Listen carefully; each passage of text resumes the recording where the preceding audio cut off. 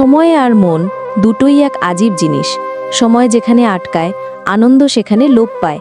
কেউ পেয়েও মূল্য দেয় না, আবার কেউ হাজার চেয়েও পায় না। চিঠুই যুগই ভালো ছিল, শব্দের সৌন্দর্য হারাতো না, রুচিরও দুর্ভিক্ষ হতো না।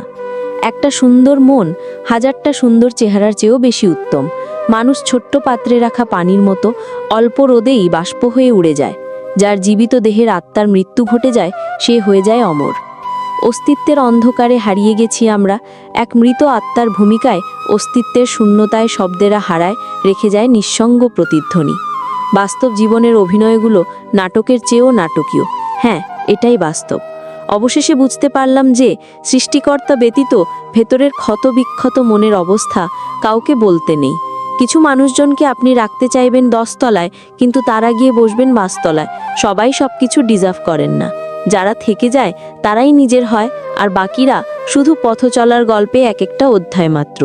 সব আলো সবার জন্য হয় না। কেউ কেউ অন্ধকারেই নিজের গল্প লেখে। যা হয়েছে তা নিয়ে দুঃখ করো না, যা হবে তা নিয়ে ভয় করো না। সুখ বা দুঃখ কোনোটাই চিরস্থায়ী নয়।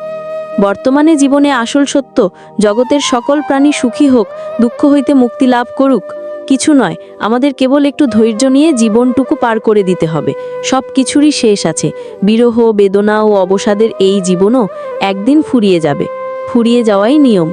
মানুষ মরে গেলে তার সমস্ত ক্লান্তি দূর হয়, কপালের ঘাম শুকিয়ে যায়।